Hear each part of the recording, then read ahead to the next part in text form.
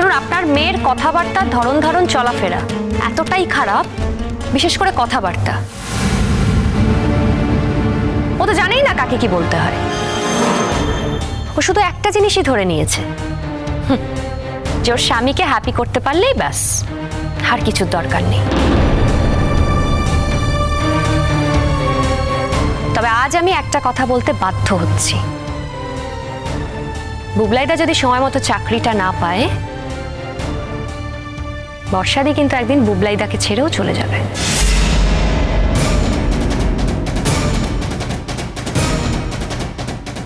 এই ব্যাপারে আমার অন্তত কোনো সন্দেহ নেই।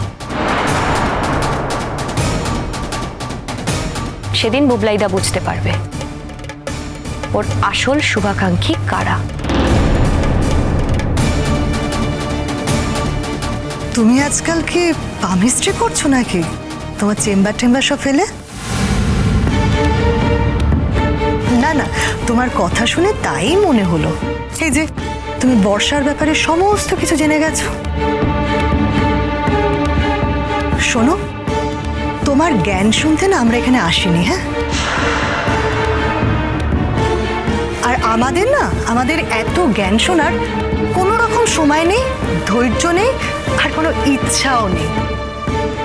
বর্ষা, তুমি কি আমাদের সঙ্গে যাবে? দিদি ভাই, এনাদের জন্য একটু চা বসাবে? বুড়ি, তোর শরীর ঠিক আছে মা? হ্যাঁ মা, আমার শরীর একদম ঠিক আছে, আমি ভালো আছি। কিন্তু কি জানো তো মা, আমি না বাঁচার সব আগ্রহ হারিয়ে ফেলেছি।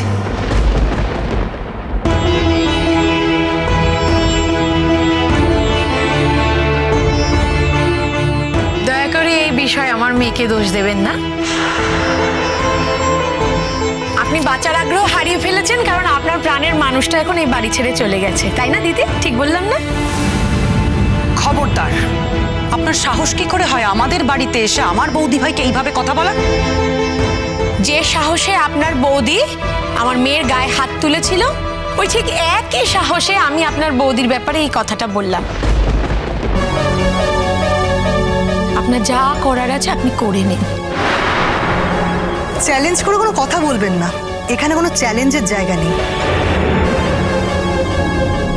আচ্ছা, এখানে এত বাড়তিকতা কেন হচ্ছে সেটা তো আমি বুঝতে পারছি না। বর্ষা যে কাজটা করেছে সে কাজটা তো ঠিকই কাজ করেছে। আজকের এই সময় দাঁড়িয়ে একটি শিক্ষিত মেয়ে মার খেয়ে মুখ গুজে পড়ে থাকবে, সেটা আপনারা ভাবলেন কি করে? আর সে তো থানা পুলিশ করবেই, থানা পুলিশ তাকে রক্ষা করবে। এখন আপনার ওর গায়ে হাত তুলছেন, কিন্তু কদিন বাদে যে ওকে বিষ খাইয়ে মারবেন না তার কোনো গ্যারান্টি আছে কি?